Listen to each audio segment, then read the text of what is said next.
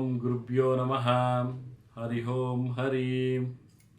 ನಮಸ್ತೆ ನನ್ನ ಪ್ರೀತಿಯ ವೀಕ್ಷಕರೇ, ನಾನು ನಿಮ್ಮ ಡಾಕ್ಟರ್ ಪಂಡಿತ್ ಶ್ರೀ ಸಿದ್ಧಾಂತ ಅರುಣ್ ಶರ್ಮ ಗುರುಜಿ. ವಿಶೇಷವಾಗಿ ಇವತ್ತಿನ ಒಂದು ಸಂಚಿಕೆಯಲ್ಲಿ ನಾವು ಕನ್ಯಾ ರಾಶಿಯ ನವೆಂಬರ್ ತಿಂಗಳ ಮಾಸಿಕ ಭವಿಷ್ಯವನ್ನು ನೋಡೋಣ. ವಿಶೇಷವಾಗಿ ಕನ್ಯಾ ರಾಶಿಯವರಿಗೆ ಕೆಲವೊಂದು ಸನ್ಮಾನ ಸಮಾರಂಭಗಳಿಗೆ ಹೋಗುವಂತಹ ಒಂದು ವಿಶೇಷವಾದಂಥ ಅವಕಾಶಗಳು ದೊರೆಯುವಂಥದ್ದು ಮತ್ತು ವಿಶೇಷವಾಗಿ ಕೆಲಸದಲ್ಲಿ ಸ್ವಲ್ಪ ಮಟ್ಟಿನ ಎಡವಟ್ಟುಗಳಾಗುವಂತಹ ಸಾಧ್ಯತೆಗಳು ಕಂಡು ಬರ್ತಾ ಇದೆ. ಪುತ್ರ ಮತ್ತು ಪುತ್ರಿಯರ ಒಂದು ಚಲನವಲನಗಳ ಮೇಲೆ ನಿಗೂಢವಾದಂತಹ ಒಂದು ವಿಚಾರವನ್ನು ತಾವು ತುಂಬಾ ಒಂದು ಜಾಗೃತಿಯಾಗಿರಿ. ಅಲ್ಲಿ ಸ್ವಲ್ಪ ಹೆಚ್ಚಿನ ಒಂದು ನಿಗ್ರಹವನ್ನು ತಾವು ವಹಿಸೋದು ತುಂಬಾ ಉತ್ತಮವಾಗಿರುತ್ತೆ. ಮತ್ತು ಅನಾವಶ್ಯಕವಾದಂಥ ಖರ್ಚುಗಳು ಸ್ವಲ್ಪ ಜಾಸ್ತಿಯಾಗಿರುತ್ತೆ.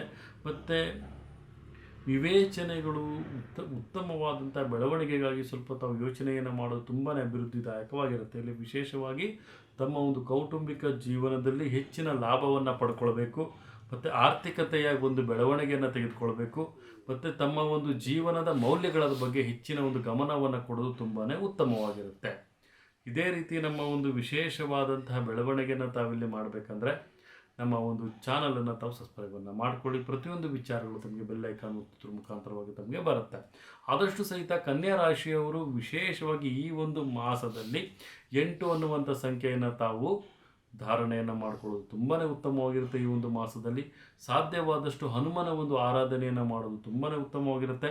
ಮತ್ತು ವಿಶೇಷವಾಗಿ ಕೇಸರಿ ಬಣ್ಣವನ್ನು ತಾವು ಧಾರಣೆಯನ್ನು ಮಾಡೋದ್ರಿಂದ ತುಂಬಾ ಲಾಭವಾಗಿರುತ್ತೆ. ದಕ್ಷಿಣ ದಿಕ್ಕನ್ನು ಆಯ್ಕೆ ಮಾಡ್ಕೊಳ್ಳಿ ಅಂತ ಸಹಿತ ನಾವಿಲ್ಲಿ ತಿಳಿಸ್ಕೊಡುವುದಾಗುತ್ತೆ.